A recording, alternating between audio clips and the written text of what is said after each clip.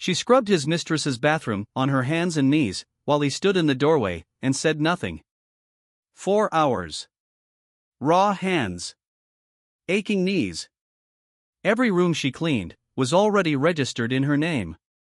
Comment where you're watching from right now, and subscribe to Storyversa. You need to hear what happens next. Imagine this: a woman the world mistakes for soft, because she never raises her voice, never slams doors, never performs her pain for applause. They see her quietness, and assume nothing's behind it. They are almost always wrong. Adise had lived inside the walls of that Houston mansion for 3 years. 3 years of keeping her voice low, her reactions measured, her truest self locked away. The house had 14 rooms, imported stone floors, a curved staircase built to impress before anything else. Brennan moved them into it 2 years into their marriage, and from the first week, it never felt like a home. It felt like a stage. To understand what Adise was made of, you have to go back to Lagos, to a quiet compound where a man named Ina raised his only daughter, with the patience of someone who knew exactly how long good things take. He taught her to read contracts before she was 10, not for real estate, but because every woman should know exactly what ground she's standing on. Brennan's mother, Rowena, set the tone of every room she entered. Composed. Angular. Authority like a handbag, always visible. She decided who Adise was the first afternoon they met, and never revisited it. Quiet meant hiding something. Gentle meant weak. It was a Friday evening when everything finally broke open. Adise had just come in from the garden when she heard Rowena's voice, deliberate, projected, for more than one set of ears. Rowena stood holding a mop at arm's length, like something distasteful. Brennan sat in the armchair, scrolling his phone. His brother Teague on the sofa. Celeste at the staircase, in cream silk, posing like a painting. Rowena set the mop at Adise's feet. Since you have so much time to wander this house, Celeste needs the upper rooms cleaned before dinner. Make yourself useful for once. Nobody moved. Teague sipped his drink slowly. The cousins examined the floor. Brennan, 4 feet away, did not look up. Did not say her name. Did not say a word. Adise looked at the mop, then at Brennan, already scrolling. She picked it up. Said nothing. Behind her, Teague murmured something that made the cousins laugh, that mean, private laugh. She cleaned for 4 hours. Hands raw from the solution. Knees aching from the stone.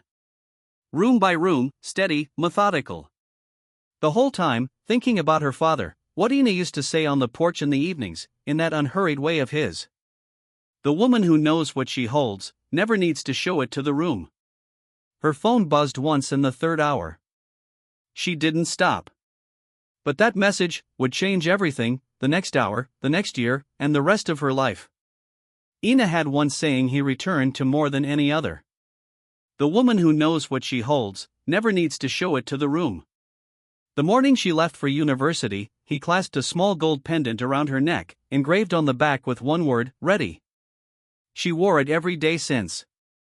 Through university, her career, the fundraiser where she met Brennan, the wedding, 3 years of a marriage she no longer recognized.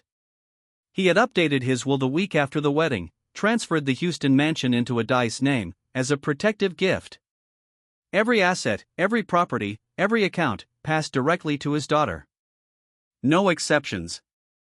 He told the attorney simply, she may not need it right away, but she'll know exactly what to do when the time comes. The message was from Mr. Calloway, her father's estate attorney. Miss Adise, please contact my office, as a matter of significant urgency. She read it twice, turned the phone face down, breathed once, then picked up the mop, and went back to work. The worst moment came near the end of the 2nd hour. On her knees in the upper corridor, she heard footsteps.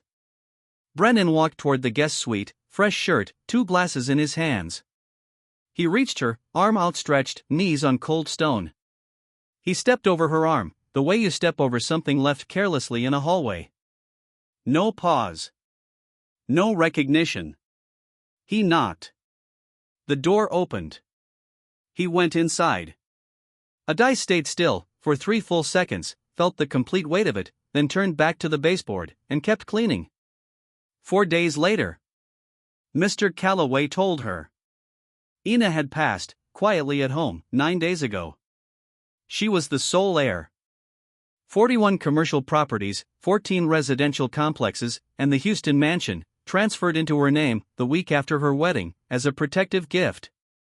Total appraised value, $31 billion. Adise sat on the floor, held the pendant, thought about his voice, the porch, the evening light. When she spoke, her voice was steady. "Give me 2 weeks, Mr. Calloway."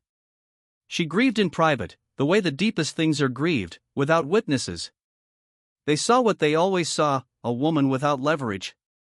They were preparing their next move. They had no idea she had already made hers. 2 weeks later, Brennan announced a dinner party, business contacts, family, neighbors, his so-called new beginning. Celeste organized like the role was already hers. Rowena approved the menu. Teague spread the word. Adise made no preparations. The house filled. The chandelier threw light everywhere, excess, compensating for something. Adise arrived 20 minutes late, through the front door, no announcement. Deep Bordeaux dress, hair natural, pulled back simply, the pendant at her collarbone. She moved like someone who belonged, bone deep. The room noticed in a wave, glasses lowering, heads turning. Mr. Calloway entered 30 seconds behind her, leather folder in hand, positioned behind her right shoulder. Celeste moved first. "You weren't invited." Adise met her eyes, calm, already at the destination this conversation was heading toward. "I don't need an invitation to my own home." Brennan crossed toward her. "Ade, this isn't." Mr. Calloway opened the folder, laid the documents in a clean row. Notarized. Stamped. Unambiguous.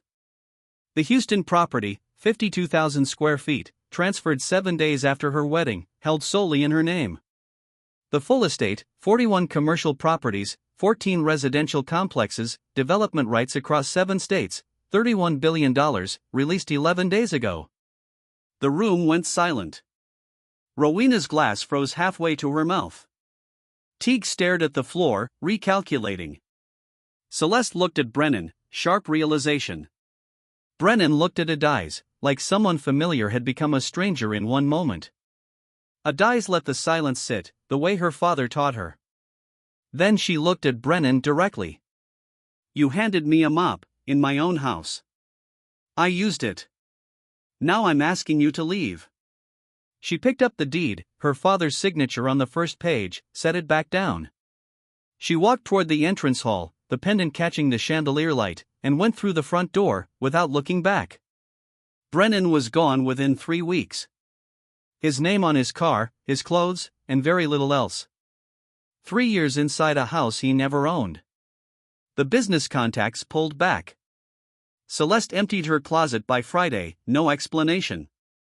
Rowena received formal correspondence, called Brennan furious, he had no answers left. 6 months later, Adise was back in Lagos. She sat on the veranda of her father's house, early morning, coffee in her hands, watching the light come up slow and golden.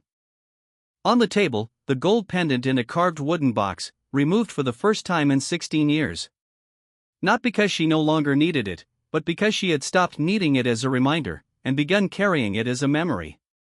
Beside it, a letter in her father's handwriting, dated the week after her wedding, never sent.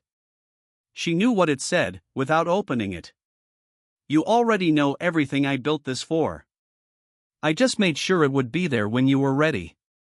Walk into every room like you belong there, baby girl, because you do." They looked at her stillness, and called it absence. Her patience, and called it passivity. Her gentleness, and decided she could be handled. They were wrong about every single thing. Her father had known. He loved her in the most practical way, by making sure the ground beneath her was always hers. That is the kind of love that does not announce itself. It does not need to be seen. It simply holds on, steady, permanent, long after the person who gave it is gone. If Adise's story moves something in you, share it with someone who needs to hear it today. Drop a key in the comments if you believe patience is its own kind of power. And if you're new here, welcome to Storyversa. Subscribe and stay close. We tell stories about the kind of strength that doesn't need a crowd to be real.